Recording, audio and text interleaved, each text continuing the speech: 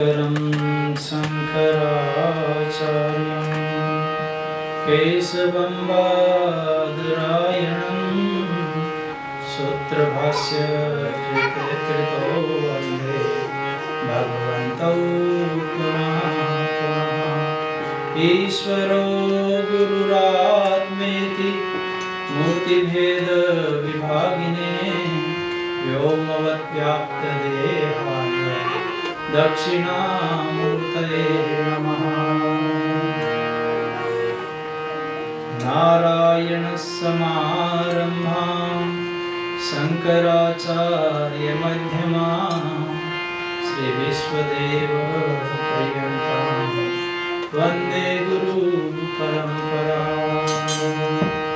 कर्पूरगौरं करुणावतारं संसारसारं भुजगेन्द्रहारं सदा वसन्तं हृदयारविन्दे भवं भवानी सहितं नमामि।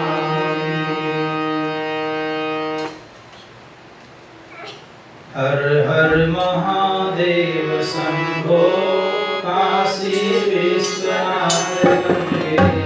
हर हर महादेव शंभो काशी विश्वनाथ गंगे।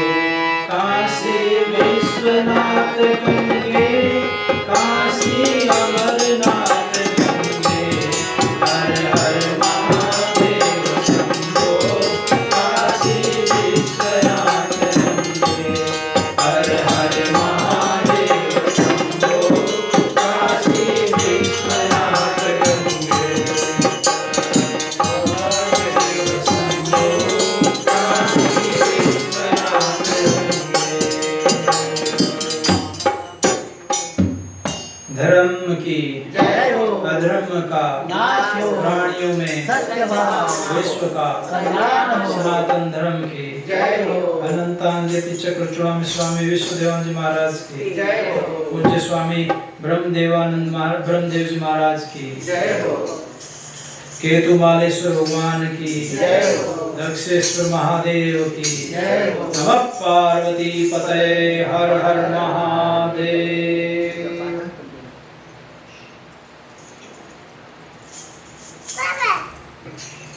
परमादरणीय आचार्य जी, भक्तिमती माताओं एवं धर्म प्राण बंधुओं, ये विषय चल रहा है श्री शिव पुराण में के विद्येश्वर संहिता का 25वां अध्याय माने 25वां अध्याय। तो इसमें क्या है 25वें अध्याय में? इसमें रुद्राक्ष धारण करने की महिमा और उसके विविध भेदों का वर्णन है। भाई रुद्राक्ष कैसे पैदा हुआ, यहाँ आया, ये सूत जी कहते हैं। सूत जी पूछते हैं, सूतवाच सोनकेर से महाप्राज्ञ शिव रूप महामते शृणु रुद्राक्ष महामात्यम समासात कथयाम्यहम्। सूत जी कहते हैं, हे महाप्राज्ञ, हे महामते, हे शिवरूप, हे सोनक ऋषि, कृपया संक्षेप में रुद्राक्ष का, मैं संक्षेप में रुद्राक्ष का माध्यम बता रहा हूं, उसको सुनिए। रुद्राक्ष कैसे पैदा हुआ? कहते हैं, दिव्य वर्ष सहस्राणि महेशानि पुनः पुरा तप परकुरुत्रस्तम मनस यम व मनः स्वतंत्रेण परेशेन लोकोकृति कारणा लीलिया परमेशानि चक्षुर उन्मिलितम मया। ये कहते हैं कि भगवान शंकर पार्वती को बता रहे हैं। यहाँ भगवान शंकर ने पार्वती को कहते हैं, हे महेश्वरी, हे महेशानी, मैंने दिव्य सहस्र वर्षों तक घोर तप मैंने किया, और तप करने में क्या हुआ, उनको थोड़ा सा, क्योंकि वो तो लोकोपकार के लिए जो भगवान है परमेश्वरी, मैं संपूर्ण लोकों के उपकार के लिए एक दिन मैंने लीलावश अपने दोनों नेत्र खोले, तो उन नेत्रों से उनके क्या, जब नेत्र खोलते ही उनके नेत्रों से, मनोहर नेत्रपुटों से उनके जल की बूंदें गिरी और उन बूंदों से यह रुद्राक्ष वृक्ष पैदा हुआ। आपको बताएं, भगवती पार्वती जी के नेत्रों के द्वारा बिल्व का उत्पत्ति हुई, बिल्व वृक्ष की, और इन दोनों से शमी वृक्ष की उत्पत्ति हुई। शमी वृक्ष भी बड़ा दिव्य है, शनि के, और भगवान शंकर को बड़ा प्रिय है। किसी के जीवन में शनि की पीड़ा हो तो शमी वृक्ष भगवान जो शंकर हैं उनके शिवलिंग के ऊपर उनके शमी की भी को भी चढ़ाया भगवान शंकर पे जाता है, बिल्व को भगवान शंकर के ऊपर चढ़ाया जाता है, और रुद्राक्ष को भी भगवान बड़ा प्रिय मानते हैं। शमी खेजड़ी बोलते हैं ना उसको, कुछ शमी वृक्ष जी आचार्य, शमी वृक्ष कैसे दिखाई देता है? ये राजस्थान में होता है, पेड़ होता है, बड़ा अच्छा पेड़ होता है, छोटा मोटा पेड़ नहीं है। उसको अलग अलग भाषा में कुछ अलग अलग बोलते हैं। ये इमली के पत्ते जैसा होता है जी, छोटा छोटा पत्ते होते हैं इसके, उसमें छोटे छोटे कांटे होते हैं।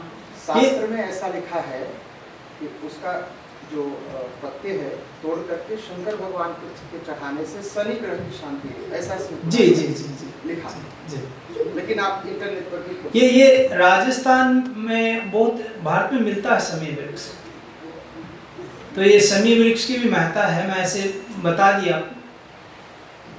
तो ये इसके कहा कि मेरी आज्ञा से वह रुद्राक्ष जो था, रुद्राक्ष के पेड़ से जो फल उत्पन्न हुए वो रुद्राक्ष हुए।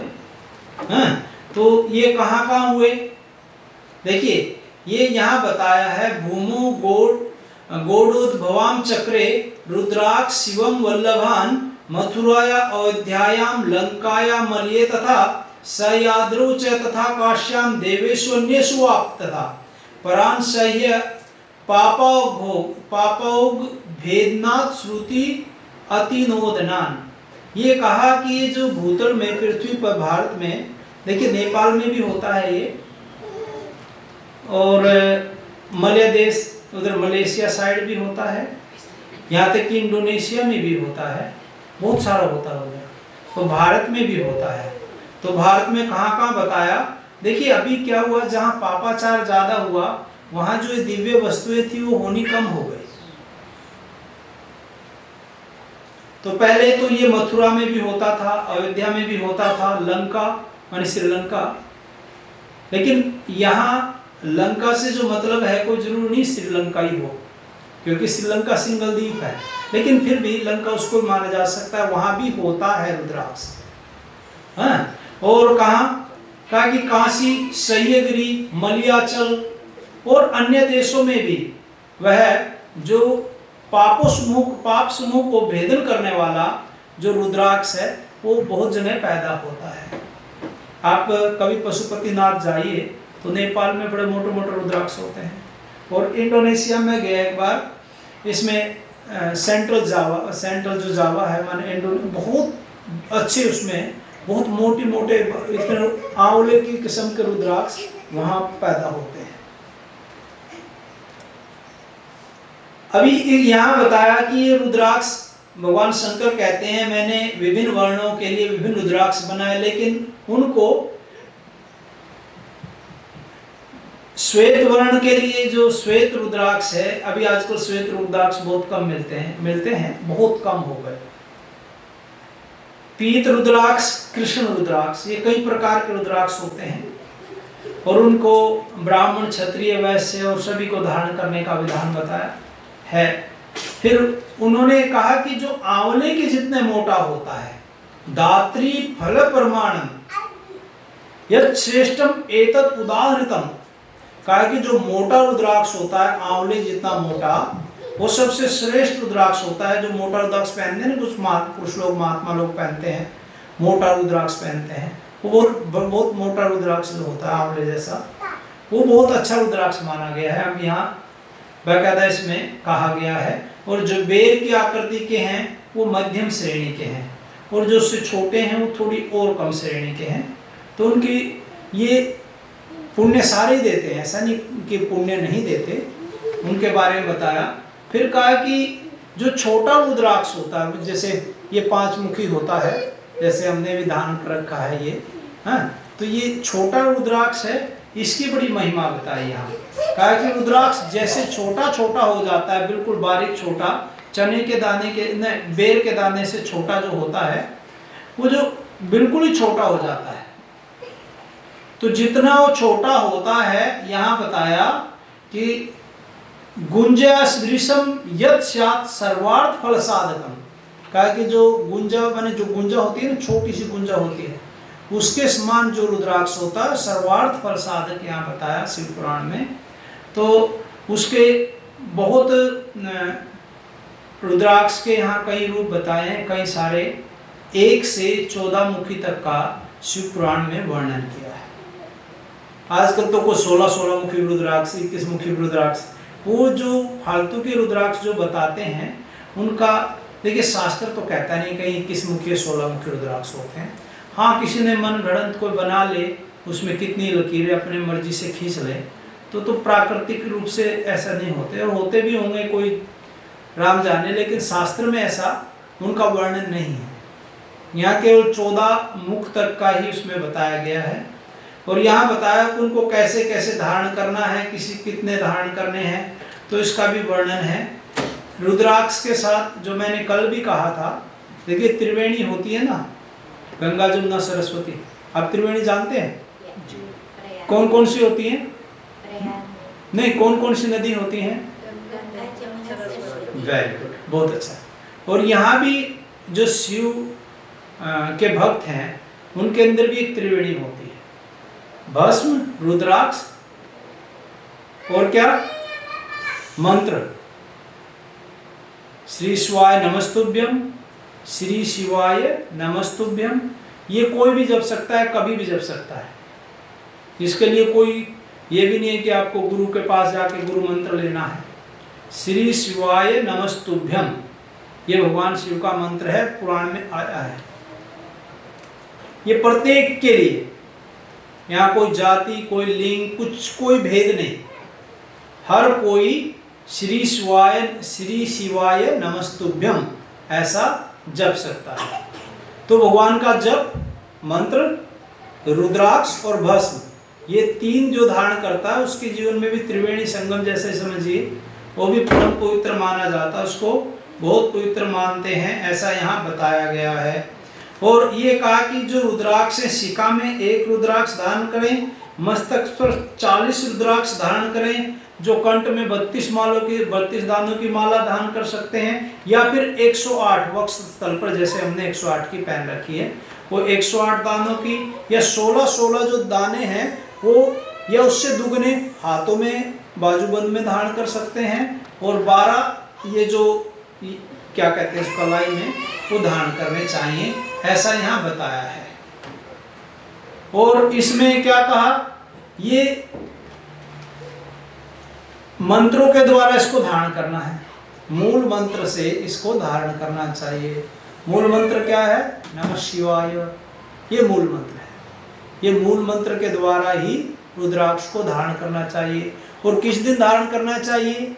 कहा कि यदि शिवरात्रि के दिन हो तो सर्वोत्तम है, प्रदोष के दिन, पूर्णिमा के दिन अथवा अमावस्या के दिन, या कोई भी संक्रांति हो उसके दिन, या फिर सोमवार के दिन रुद्राक्ष को धारण करना चाहिए।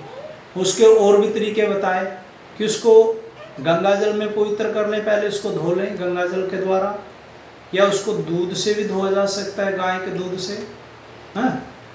तो उसको धोने माने उसको पवित्र करके, साफ करके पहले उसको, क्योंकि बाजार से लाते हैं ना खरीद करके, तो किस किस के हाथ लगे हैं, कैसे कैसे के हाथ लगे हैं, तो उसको पहले से उसका सम्मार्जन कर लिया जाए। मार्जन का मतलब उस पर जल छिड़क करके उसको मार्जित कर लिया जाए उसके ऊपर। और उसके बाद क्या, ये तो किसी गुरु के द्वारा उसको पहले जप कर लीजिए, करा लिया जाए थोड़ा, जैसे वो कहते हैं ना अभिमंत्रित करा लिया जाए, या आप दीक्षित हों तो आप खुद भी उसको अभिमंत्रित कर सकते हैं। तो माला को अभिमंत्रित करके ये सोमवार के दिन या संक्रांति के दिन या जो भी आपको मैंने बताया था ना उस दिन, शिवरात्रि बहुत महत्वपूर्ण दिन होता है, शिवरात्रि के दिन पहनने का तो बड़ा पुण्य है।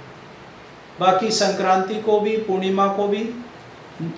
और एक और बात, यदि आपको कोई शुभ मुहूर्त नहीं लगता तो जब कब भी आप पहन सकते हैं, उसमें कोई निषेध नहीं है, लेकिन विशेष मुहूर्त में पहनने का विशेष पुण्य है। ठीक है, ये नहीं है कि आपने रुद्राक्ष कभी पहन लिया उसका पाप लगेगा, पाप नहीं लगना। शिव के भक्त के सामने तो पाप ऐसे भागता है जैसे लाइट से अंधेरा, दीपक से जैसे अंधेरा भागता है ना, ऐसे जो शिव भक्त हैं, भगवान का शिव का नाम जपने वाले हैं, रुद्राक्ष को धारण करने वाले हैं, उनसे पाप दूर भाग जाते हैं। भगवान शिव का मंत्र जप करने वाले के यहाँ से पाप ऐसे भाग जाते हैं देखते ही। तो ये ऐसा यहाँ वर्णन है। और इसके बाद भी क्या कहा कि ये जो पाप जो रुद्राक्ष को जो धारण कर लेता है, यह रुद्राक्ष पापों के नाश करने वाला है। और ज्यादातर यदि आपको इसके विशेष लाभ लेना है रुद्राक्ष का, तो जितने से ज्यादा आप पहने, यहाँ ज्यादा का अधिकस्य अधिकम फलम बताया है, कितने रुद्राक्ष कोई पहन सकता है। यहाँ हर कोई रुद्राक्ष पहन सकता है ऐसा वर्णन किया है। ब्रह्मचारी, वानप्रस्थ, गृहस्थ और सन्यासी हर कोई रुद्राक्ष पहन सकता है, ऐसा यहाँ कहा है। और दूसरा कहा कि यदि रुद्राक्ष को छिन्न भिन्न हो, खराब हो, टूटे हुए हो, खाए हुए हो, वो रुद्राक्ष नहीं धारण करने चाहिए।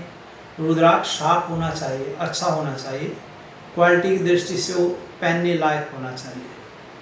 उसका ही विशेष वो यहाँ बताया, बाकायदा बताया। भाई जो कई बार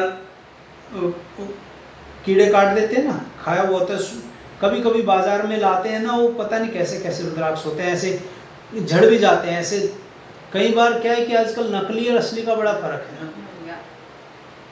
नकली क्या करते हैं, होते रुद्राक्ष का ही है, वो क्या करते हैं जैसे मशीन से रुद्राक्ष बना लेते हैं।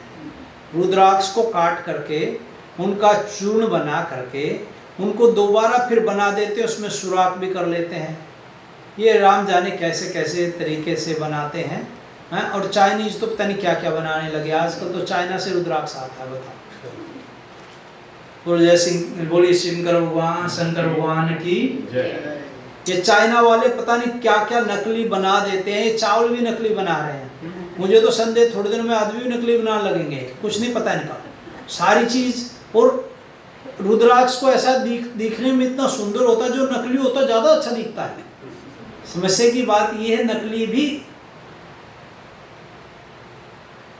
लेकिन उसको अच्छे से विचार करके, अच्छी ऑथेंटिक जगह से, प्रमाणिक जगह से अच्छा रुद्राक्ष धारण करना चाहिए, क्योंकि असली का विशेष महत्व है। जैसे कांच और हीरे का महत्व है, हीरा और कांच होता है ना भाई, नकली तो कांच ही है और हीरा हीरा है। अच्छा, आपको पता है हीरे और कांच की कैसे पहचान होती है? नहीं पता? वो अधिक चमक है ना, वो जो धूप का है, वो सन का हाँ, चमक से वो हीरे का फर्क जिसको नहीं होता ही है, बिल्कुल होता है, ये ठीक कहा आपने। लेकिन रुद्राक्ष को आसानी से आप पहचान नहीं सकते, आजकल नकली बहुत आ रहे हैं। हाँ, ये है कि जैसे 5 मुखी है, सुलभ है। आजकल 1 मुखी रुद्राक्ष, गोल दाने आते हैं ना, काजू दाने वाले, उसका निषेध है यहाँ शिव पुराण में। शिव पुराण में कहा कि ये काजू के माने जो रुद्राक्ष गोल ही अच्छा है, वो गोल होना चाहिए। बाकायदा स्पष्ट लिखा है रुद्राक्ष कैसा होना चाहिए।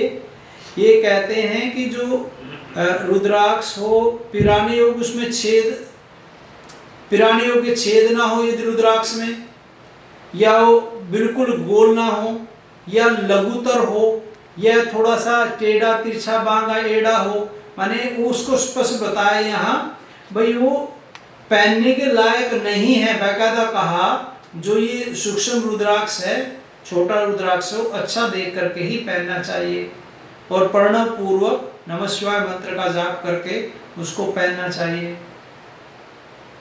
यहाँ तक कि कोई ये कहता है, कुछ लोग फालतू की बातें करते हैं, वे वैष्णव रुद्राक्ष नहीं पहन सकते, नहीं पहनते हैं, पहन सकते हैं। कोई कहता है स्त्री को रुद्राक्ष नहीं पहनना चाहिए, मैं कहता हूँ कि उसने कुछ पढ़ाई नहीं। ये शास्त्र स्पष्ट कहता है सभी वर्णों को, सभी आश्रमों को, स्त्री शूद्र सभी को रुद्राक्ष धारण करना चाहिए। बाकायदा ये मंत्र लिखा है, सर्व आश्रमाणाम वर्णानाम स्त्री शूद्राणाम शिवागया धार्या सदैव रुद्राक्षा यतीनाम प्रणवे नहीं। अब कौन क्या कहेगा भाई, ये शिव पुराण के ठीक है या जो लोग बातें बनाते हैं वो ठीक है? शिव पुराण में स्पष्ट लिखा है भाई स्त्री को धारण करने का विधान है, स्त्री पहन सकती है, पहनना भी चाहिए। कोई कहे कि शूद्रों को नहीं देना चाहिए, नहीं, ये सब फालतू की बातें, यहाँ सबके लिए लिखा है, सभी पहन सकते हैं।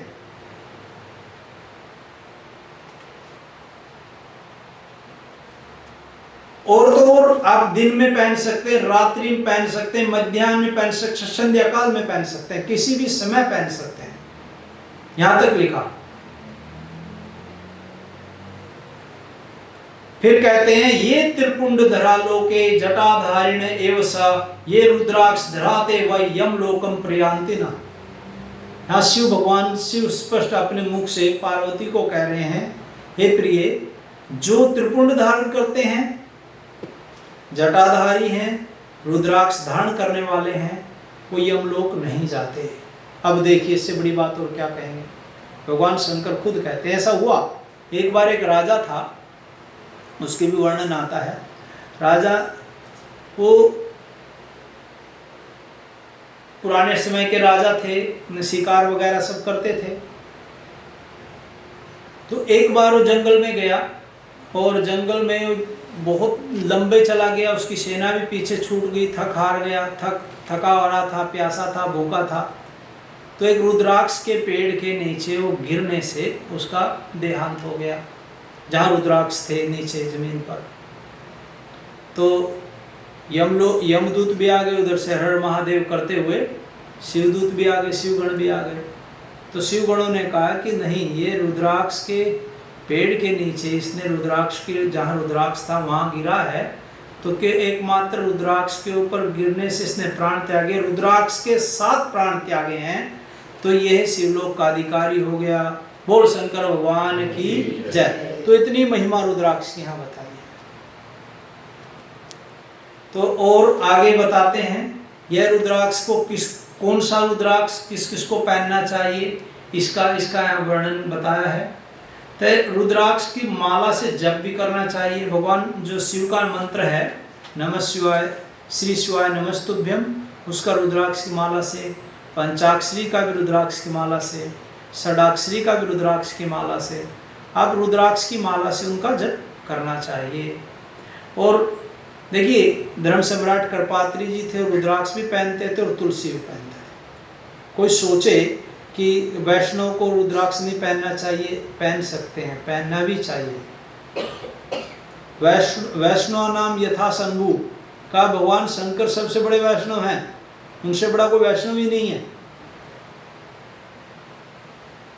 तो क्यों नहीं, इसमें भी बड़ा गड़बड़ है। आपको बताऊं, एक मेरे ऐसी कथा याद आ गई, बड़ी सुंदर कथा है, मैं सुनाए दूं आपको। एक नरहरि नाम का एक सुनार हुआ महाराष्ट्र में। आपने विठल भगवान का नाम सुना है? भगवान विष्णु के अवतार माने जाते हैं। अवतार तो क्या, उन्हीं का स्वरूप है ऐसा बताते हैं। अवतारों में नाम नहीं है उनका, लेकिन उनका स्वरूप है। तो एक बार कोई श्रेष्ठी था, साहूकार था, धनी था, उसने भगवान विठल के यहाँ मन्नत मांगी थी कि यदि मेरे यहाँ संतान पैदा होगी तो मैं सोने की करधनी पहनाऊंगा। करधनी जैसे होते हैं ना, बोलते हैं जो महिलाएं पहनती हैं, भगवान का भी श्रृंगार करते हैं, तगड़ी टाइप की सोने की। तो उसके यहाँ संतान की प्राप्ति होगी देवयोग से। वह वो नरहरि सुनार के पास गया। और नरहरि सुनार पक्का सैव था, कट्टर शिव का भगत था, बम बम बोले शिव शंकर शंभु, वही वो उस नगर में रहता था, विठल भगवान का मंदिर है, लेकिन वो कभी विठल जी के दर्शन तक नहीं करने गया, ऐसा था में था, कट्टर शैव था भयंकर। पहले होता था ये ऐसा थोड़ा, शंकर में बड़ी निष्ठा उसकी। उसके यहाँ वो दौड़ा दौड़ा आया, श्रेष्ठी पैसे धनाढ़ व्यक्ति था, उसने कहा कि सोने की एक करधनी बनाई है। वो बोले भाई बात ऐसी है, मैं तो बना दूंगा, नाप लेके आपको ही आना पड़ेगा। वो बोले ठीक है, मैं नाप ले आता हूँ। वो भगवान के मंदिर में गया, जो धनी व्यक्ति था उसने भगवान का नाप लिया, नाप लेकर के ले आया, जो बना दो, उन्होंने बना दी। नरहरि जो सुनार था उसने बहुत सुंदर करधनी सोने की बनाई और दे दी। भगवान को पहनाने गया तो छोटी पड़ी, 4 उंगल छोटी रह गई। मैं नाप तो ठीक लिया था, उसने पुनः नाप लिया, उसने इस बार 4 उंगल लंबी बना दी। वो फिर पहनाई, फिर छोटी पड़ गई। 4 बार ऐसा हुआ, जितनी बार वो साहूकार नाप लेने जाए हर बार 4 उंगल छोटी पड़ जाए। बस लीला थी वो भगवान की। तो वहां जो अर्चक थे, पुजारी थे, या जो मंदिर में सेवक थे, उन्होंने कहा आप उस नरहरि को क्यों नहीं भेज देते, सुनार को भेज दो, वो खुद ही ले लेगा, बार बार आने जाने का चक्कर बचेगा। तो सुनार का, उस नरहरि का बड़ा उन्होंने विनय करने के बाद वो कहा मैं चाहूंगा सही, लेकिन मैं दर्शन नहीं करूंगा, मेरे आंखों पे पट्टी बांध देना, मैं शिव का भगत हूँ, मैं तो कट्टर साहब हूँ, मेरी आंखों पे पट्टी बांध देना, मैं पट्टी बांध के ही जाऊंगा। बोल शंकर भगवान की। तो इतना पक्का भगत, उसने आंखों में पट्टी बंधवा ली और जो ही अंदर मंदिर में पहुंचा, नाप लेने लगा, तो उसको लगा कि मृगारंबर है, चरम भगवान विठल भगवान तो पहनते नहीं, लेकिन भगवान शंकर तो पहनते हैं, और उनको सांप लगा, 5 मुख लगे। जो ही उन्होंने आंखें खोल के देखा, अगेन विठल जी। फिर उन्होंने आंखें बंद कर ली, फिर नाप लेने लगा, फिर सांप का स्पर्श हुआ, सांप और मृग चरम और जटाजूट। फिर आंखें खोली, फिर विठल भगवान उसके सामने, फिर तीसरी बार फिर आंखें बंद की, फिर वही उसको भ्रम हुआ। उसने तो आंखें खोल करके और आंखें बंद कर लिया, चरणों में पड़ गया, चरणों में लेट गया विठल भगवान मूर्ति के। ये भगवान आप मेरी जितनी परीक्षा लेने हो ले लो, लेकिन अपना वास्तविक स्वरूप मुझे दिखा दो। तो तुरंत भगवान शंकर प्रकट हुए। बोलिए शंकर भगवान की। भगवान शंकर प्रकट हुए और भगवान शंकर ने कहा नरहरि, मैं और विठल कोई फर्क नहीं हमें, हम दोनों एक ही हैं, स्वरूपतः हम एक हैं, द्वैत नहीं है, कोई दूसरा नहीं है। तो जब तब से वो बाहर आया और उसने जो करधनी बनाई वो भगवान ने स्वीकार कर ली, जो करधनी बनाई थी वो स्वीकार हो गई। तो ये घटना महाराष्ट्र की है, पंढरपुर की, और ये बड़ी प्रसिद्ध घटना है। तो जो वैष्णव और शैव का भेद करते हैं उनको ये बता दूं मैं, वैष्णव रुद्राक्ष पहन सकता है और शैव तुलसी माला धारण कर सकता है। थोड़ा सा लोग सोचते हैं तुलसी धारण करने के बाद जी बहुत सारी वो नहीं होंगे, हम अंडा नहीं खा सकते, मीट नहीं खा सकते। अरे खाना ही नहीं चाहिए, क्यों खाना? आप रुद्राक्ष धारण करो। लोग तो सोचते हैं शंकर जी तो हैं, चिलम भी पियो, सुल्पा भी पियो, भांग भी खाओ, सब कुछ। अरे ऐसा नहीं है भाई, शंकर जी नहीं, किसी को नहीं कहते आप भांग पियो, आप सुल्पा पियो, आप चरस खा पियो। ये तो फालतू की बातें हैं। लोग क्या करते हैं, अपनी मनमानी बात निकाल लेते हैं। भगवान का जो रूप है उसमें ऐसा कहीं नहीं आता। इन लोगों ने अपने मन से रूप बना लिए भगवान के। वहां तो जो भगवान का रूप है, कर्पूर गौरम कर्णावतारम, कहीं भी ये नहीं लिखा कि वो चिलम पीते हुए हैं। आप ये बता दो कहीं लिखा हो तो। अपने आप को श्लोक बना करके हम भी बना लेते हैं अपने आप श्लोक, वो अलग बात है, लेकिन शास्त्रों में कहीं ऐसा नहीं है। हाँ, उन्होंने हलाहल विष पिया है। वो किस लिए पिया है? वो पिया है जगत के सृष्टि की रक्षा के लिए।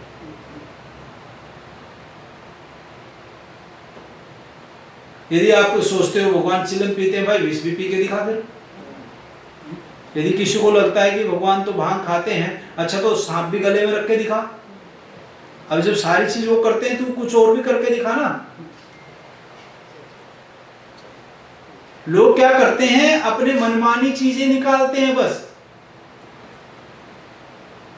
भगवान शंकर देवादिदेव महादेव हैं और ये तो इतने दयालु हैं पूछो मत, अवडरदानी है। शिव पुराण में कथा आती है, एक बड़ी सुंदर कथा है। एक बार भगवान विष्णु शंकर जी की सेवा अभ्यर्चना कर रहे थे। 1008 पुष्पों से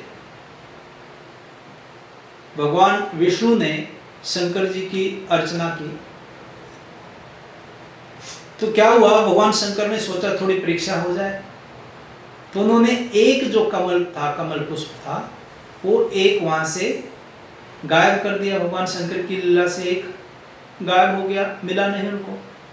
तो पूजा थोड़ी संकल्प 1008 का था तो कम रह गए। तो भगवान विष्णु को याद आया कि लोग मुझे, मेरे नेत्र भी कमल है, कमल नयन कहते हैं, उनके पैर भी कमल है, मुख भी कमल है, कर कंजारुणम वो जो आता है ना, तो उसके हिसाब से तो वो, लेकिन पैर चढ़ा नहीं सकते भाई, उनके इष्ट हैं उनके, तो अपने इष्ट को कौन पैर चढ़ाएगा। फिर हाथ चढ़ाएंगे तो फिर अभ्यर्चना कैसे होगी। मुख चढ़ा है, मुख झूठा है भाई, मुख वैसे नहीं। तो उन्होंने कहा कि आंख ठीक है। भगवान विष्णु ने अपनी एक आंख निकाली और भगवान शंकर को वो आंख चढ़ा दी। बोल शंकर भगवान की। एकदम भगवान शंकर प्रकट हो गए। आंख को कहते हैं दृश्यते अनेनति दर्शनम, आंख को दर्शन भी कहते हैं। तो भगवान शंकर ने सोचा कि जो मेरा भक्त है, मेरा कोई भी है, यदि मैं उसकी वही चीज वापस लुटाऊंगा, इसमें मेरी महत्ता क्या रही, मेरा बड़प्पन क्या हुआ, मेरी महादेव, मुझे लोग देवादेव महादेव कहते हैं, तो इसमें मेरी क्या महत्ता हुई। भगवान ने विष्णु का नेत्र तो दिया, भगवान ने दर्शन के साथ सु जोड़ दिया, तो क्या बन गया, सुदर्शन। भगवान शंकर ने विष्णु को सुदर्शन दिया है, और जिससे विष्णु ने जगत की रक्षा की कई बार। तो ऐसे देवाय देव महादेव हमारे शंकर हैं। बोल शंकर भगवान की जय। तो ये शंकर जी की के प्रति जो लोग सोचते हैं कि हम वैष्णव हैं, हम रुद्राक्ष नहीं धारण कर सकते, ये बात भूल जाएं। हर कोई रुद्राक्ष धारण कर सकता है, शास्त्र प्रमाण है। और जो कहे कि हाँ, जो फालतू की बातें करते हैं, हम शास्त्रार्थ करने को तैयार है इस विषय पे, कोई सी बात नहीं, निश्चित है। यहाँ प्रमाण है, कोई एक प्रमाण नहीं, अनेक प्रमाण हम दे देंगे। जो बातें फालतू की वितंडा करते हैं, भेद बुद्धि डालते हैं लोगों में, गलत है। प्रत्येक स्त्री, कोई भी स्त्री रुद्राक्ष धारण कर सकती है, उनको करना भी चाहिए, शास्त्र कह रहा है। ये मैं नहीं बोल रहा हूं, मैं श्लोक बताया अभी आपको। तो ये यहाँ भगवान शंकर कह रहे हैं, कोई आम सामान्य आदमी नहीं। पार्वती जी को भगवान शंकर स्वयं उपदेश दे रहे हैं, स्वयं कह रहे हैं। तो इसलिए रुद्राक्ष धारण करने में कोई परेशानी नहीं, हर किसी को धारण करना चाहिए। एक दूसरी बात, यहाँ जो मैंने बताया कि 14 मुखी रुद्राक्ष तक का यहाँ वर्णन किया है। अब कौन सा रुद्राक्ष किसको धारण करना चाहिए, उसका वर्णन भी यहाँ शिव पुराण में आया है। अब किस रुद्राक्ष के धारण करने से क्या फायदा है, देखिए यहाँ कहा जो एक मुख वाला रुद्राक्ष है, एक वक्त्र शिव साक्षात, जो एक मुख रुद्राक्ष है साक्षात शिव है। भुक्ति मुक्ति फलप्रदा तस्य दर्शन मात्रेण ब्रह्म हत्या व्यपो होती। कहा कि एक मुखी रुद्राक्ष का बड़ा महत्व है। एक मुख रुद्राक्ष आसानी से मिलते नहीं है, आपको मैं बताऊं। बहुत आजकल तो ये आचार्य जी जो ये काजू दाने का एक मुखी बना के बेचते हैं ना, वो 2100 का, 2000 का, 5000 का, सब फालतू की बातें हैं। मैं किसी की दुकानदारी पे ओनली क्वेश्चन नहीं कर रहा हूँ, यहाँ कहीं ऐसा वर्णन नहीं है किसी पुराण में। अपने आप ही कोई कैसे कैसे, आजकल तो रुद्राक्ष में शिवलिंग भी बना देते हैं, पता नहीं कहाँ से कैसे बनाते हैं लोग हैं ऐसे। बनते नहीं हैं, प्राकृतिक रूप से ऐसे नहीं होते। तो फल होता है, फल का बीज होता है, वो रुद्राक्ष होता है। हमारे आप कभी हरिद्वार जाओ, हमारे आश्रम में रुद्राक्ष का पेड़ है, तो आप वहां से भी रुद्राक्ष प्राप्त कर सकते हैं। कोई पैसा नहीं चार्ज किया जाता रुद्राक्ष के लिए, जो आश्रम में पैदा होते हैं हमारे यहाँ। मेरे जो गुरुजी की जो समाधि दी गई, वहाँ रुद्राक्ष के पेड़ के नीचे ही उन्होंने कहा था, वहीं समाधि दी गई।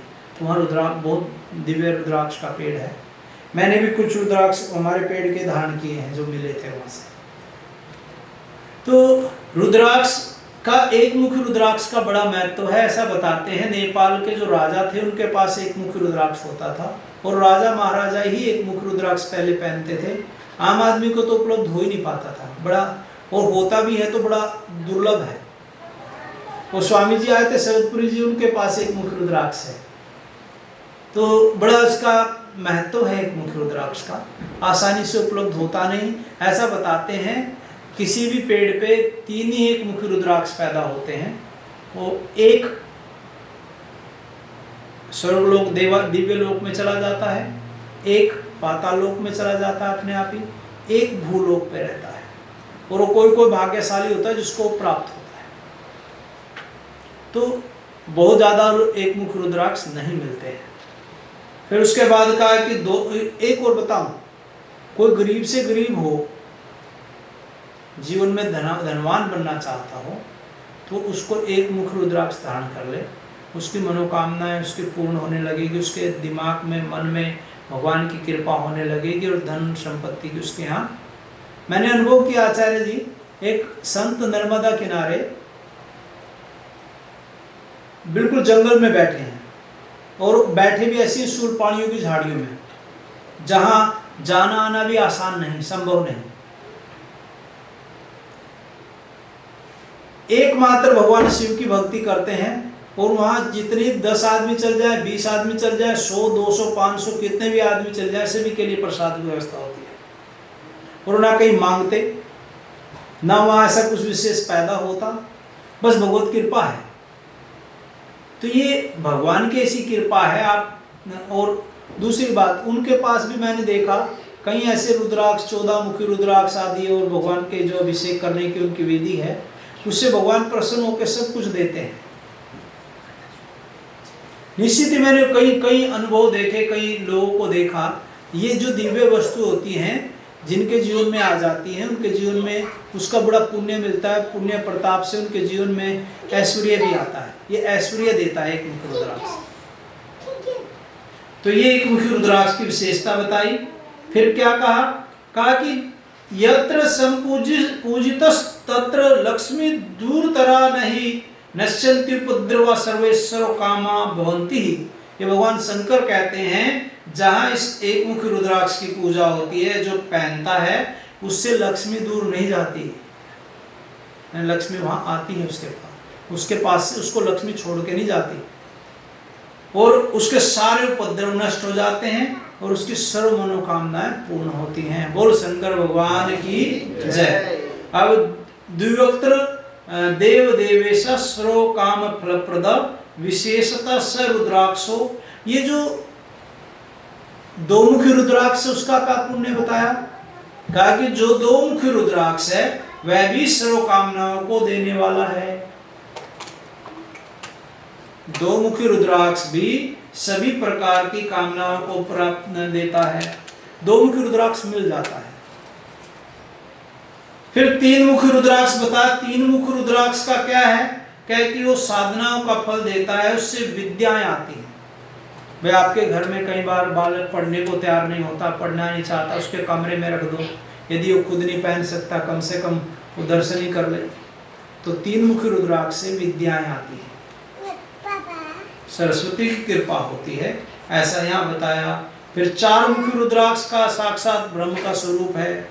जो 4 मुखी रुद्राक्ष है वो ब्रह्मा जी का रुद्राक्ष माना जाता है, साक्षात ब्रह्म का स्वरूप है। और उसके दर्शन से क्या कि चारों पुरुषार्थों की प्राप्ति होती है।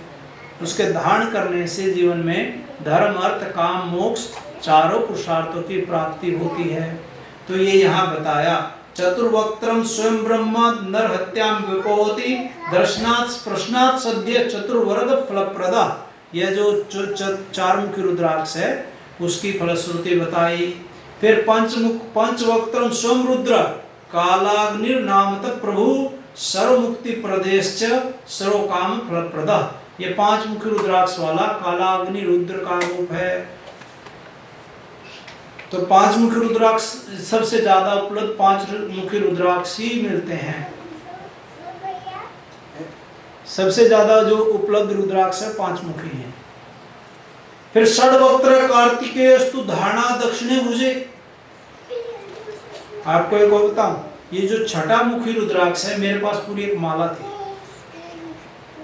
परंपरा में प्राप्त है।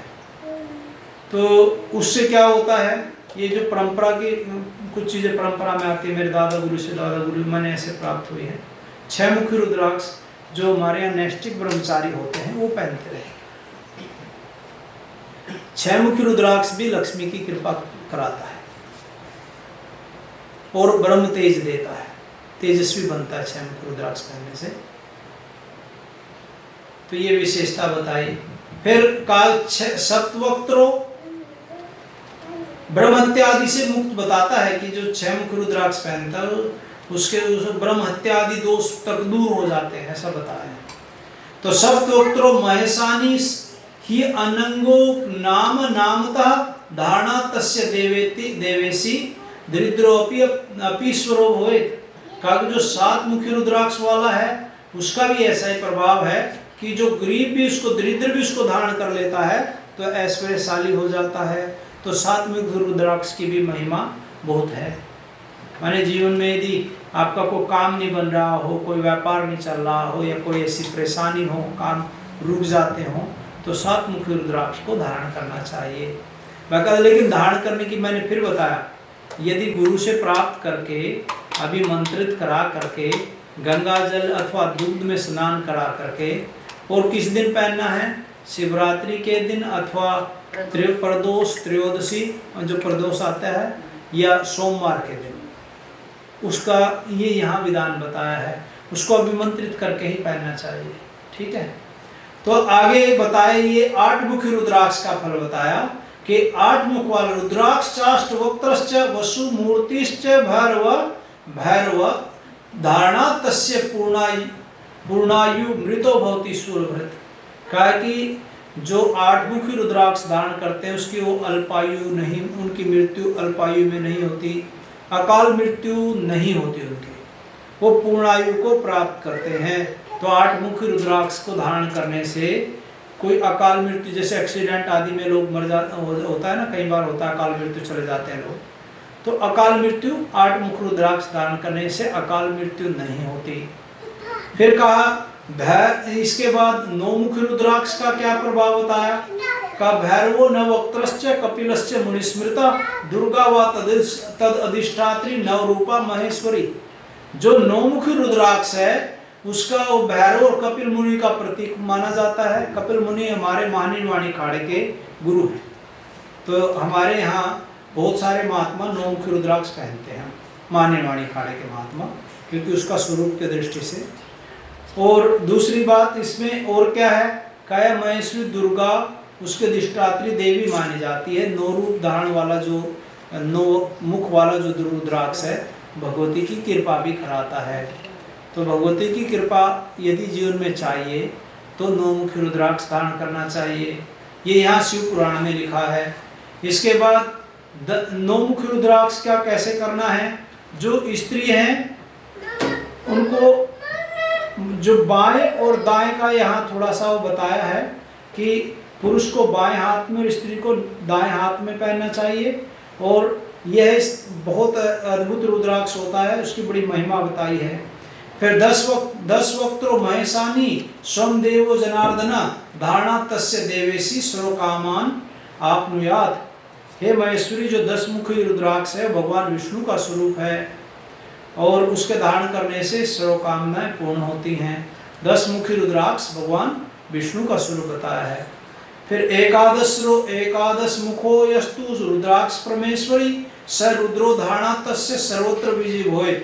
यदि आपके मुकदमे में आपकी किसी लड़ाई झगड़ा है या कोई परेशानी है या जीवन में बहुत सारे संघर्ष हैं, तो एकादश मुखी रुद्राक्ष पहनना चाहिए, तो उससे आपकी विजय होगी। कई बार होता है जीवन में मुकदमे आदि होते हैं, कोर्ट कचहरी दुनिया भर की चीज़ें होती हैं, तो एकादश मुखी रुद्राक्ष उनको धारण करना चाहिए।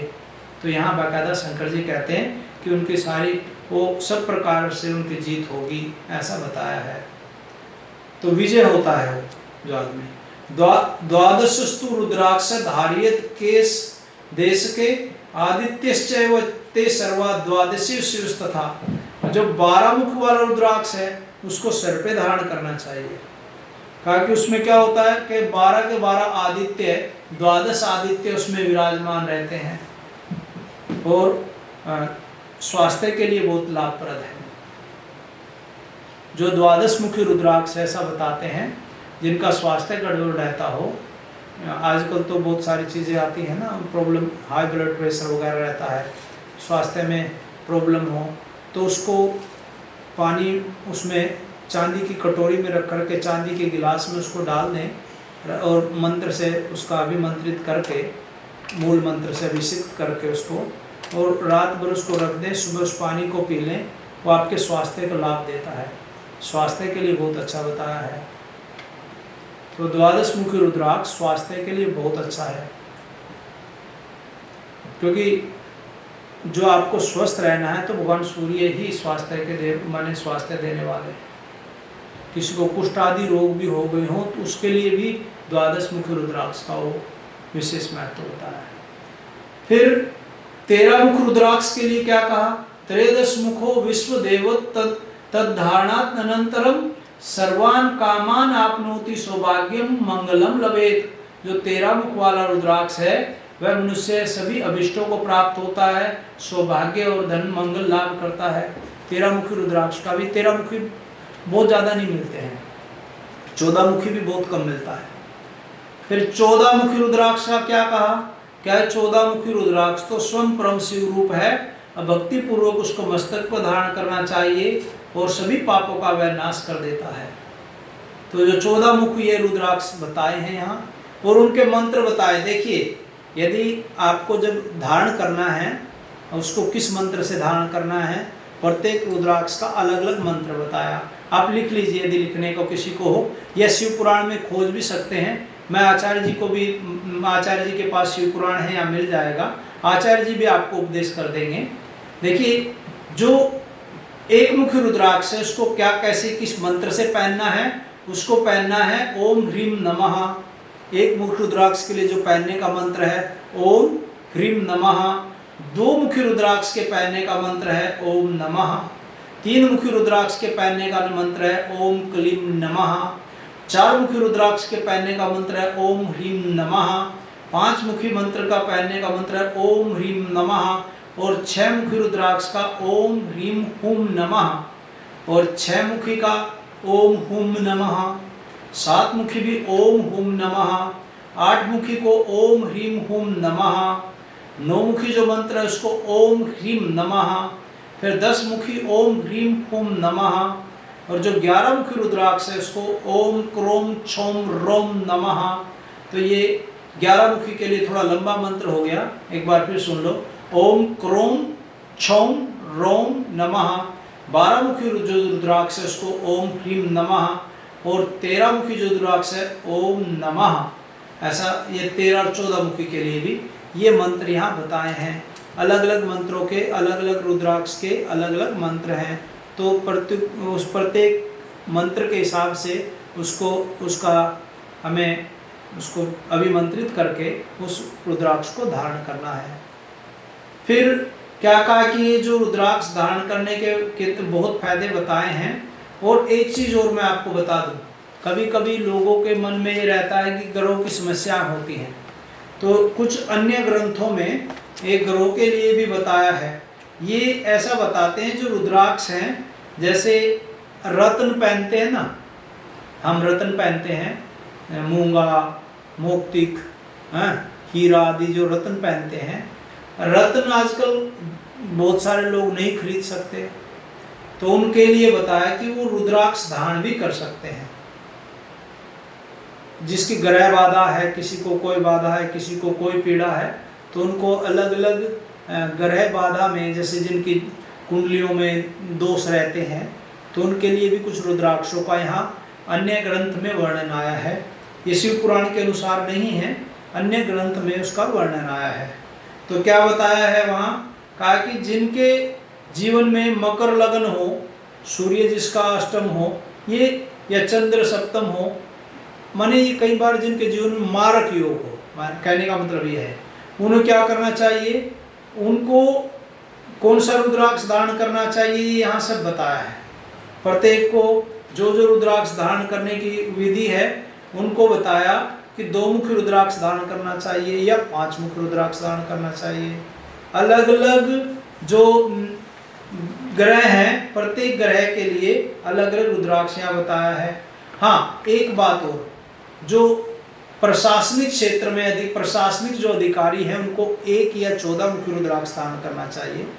प्रशासन जो करते हैं, जो एडमिनिस्ट्रेटिव फील्ड में है, और जो न्यायिक फील्ड में है, जो जज हैं या कोर्ट में है, एडवोकेट हैं, उनको क्या करना, 2 मुखी या 14 मुखी पहनना चाहिए। जो बैंक आदि में है, फाइनेंस से है, उनको 11 और 13 मुखी रुद्राक्ष धारण करना चाहिए। और जो क्या है कि पुलिस अधिकारी वगैरह हैं या सेना में है, उनको 9 या 13 मुखी रुद्राक्ष धारण करने का बताया। फिर डॉक्टर हैं, वैद्य हैं, उनको 1, 7, 8 या 11 मुख का रुद्राक्ष का महत्व बताया। तो ये कई अलग अलग पैसे के लोगों के लिए अलग अलग रुद्राक्षों के महत्व यहाँ शास्त्रों में कई अलग अलग जो जगह में उनके बारे में चर्चा हुई है। अध्यापक को 4, 6 और 14 मुखी पहनना चाहिए। जो प्रोफेसर हैं, पढ़ाने का जो काम करते हैं, उनके लिए ऐसा आया है, हैं? और जो दुकानदार आदि हैं उनको 10, 13 या 14 मुखी रुद्राक्ष आदि धारण करना चाहिए। तो अलग अलग के लिए अलग अलग यहाँ बताया है, काफ़ी चीज़ों के बारे में बताया, चर्चा है यहाँ, हैं? और राशियों के लिए भी बताया। जिनकी मेष राशि है उनको 3 मुखी रुद्राक्ष धारण करना चाहिए। जिनकी वृष राशि के स्वामी शुक्र हैं और उनके लिए 6 मुखी रुद्राक्ष फायदेमंद बताया। ये एक मिथुन राशि के स्वामी जैसे बुध होते हैं, उनके लिए भी 4 मुखी रुद्राक्ष की लाभ बताया गया है। कर्क राशि के स्वामी चंद्रमा हैं, उनके लिए 2 मुखी रुद्राक्ष लाभकारी है।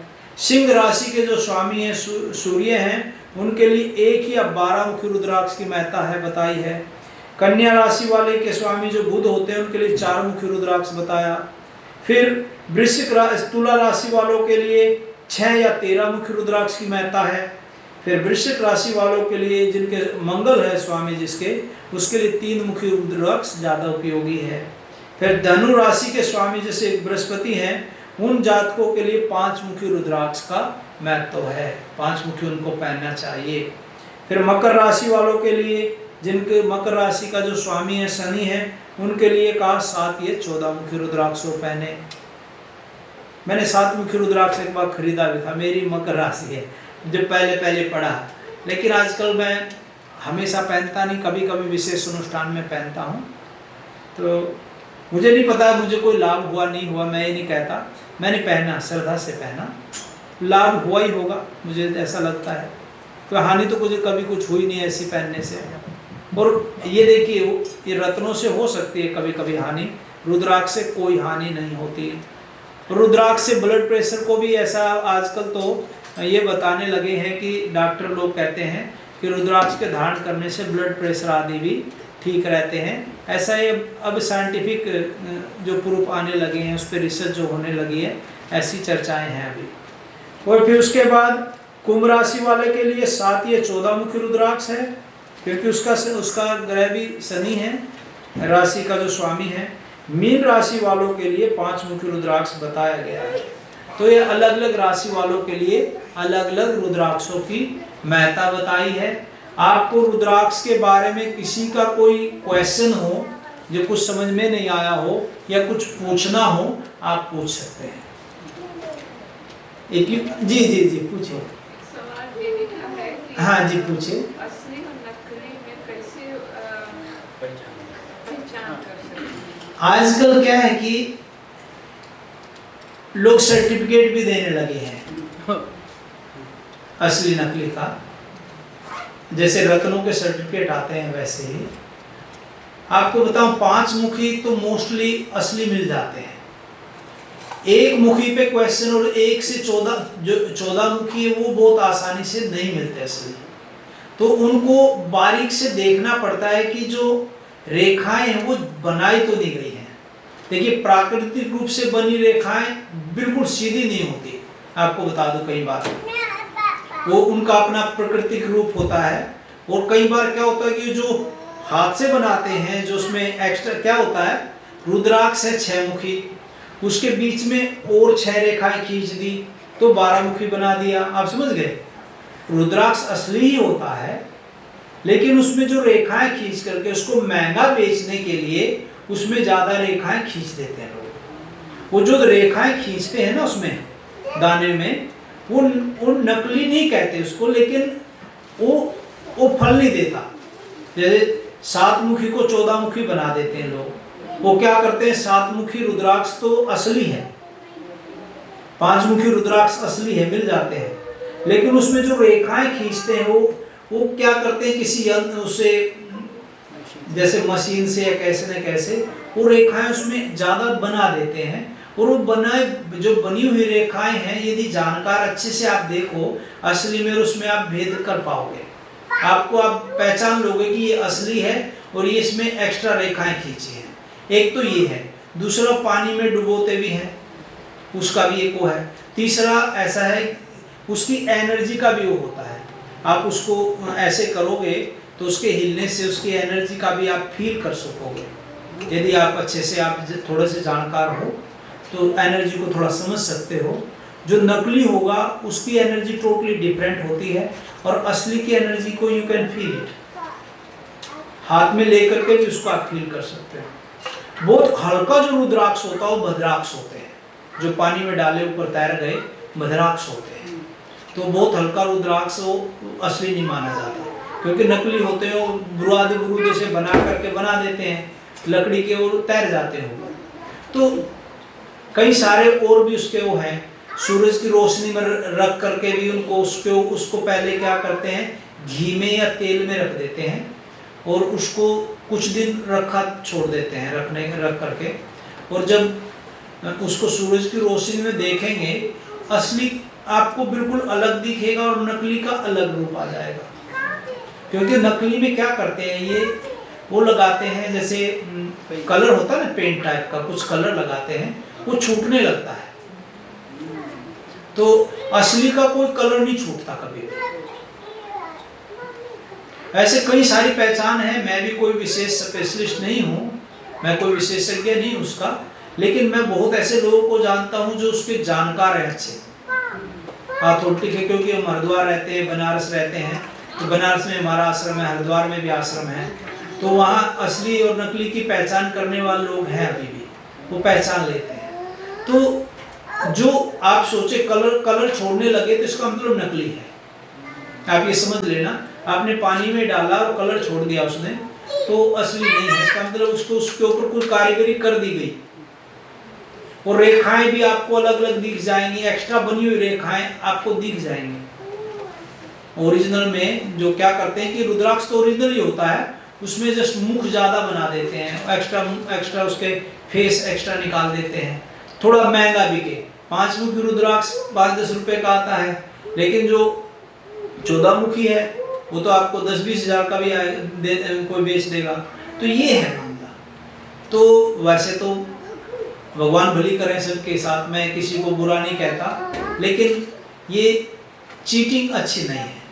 जहाँ श्रद्धा हो वहाँ विश्वासघात नहीं करना चाहिए लोगों को। जो भी ऐसा करते हैं भगवान शंकर उनको भी देखते हैं, देवादेव महादेव हैं, वो सबको देख रहे हैं और सभी की उनका पुण्य मिलेगा, उनका पाप हो, जो पाप करेगा वो अपना कर्म का, प्रत्येक आदमी को अपने कर्मों के अनुसार उनको पुण्य पाप मिलते हैं, है ना।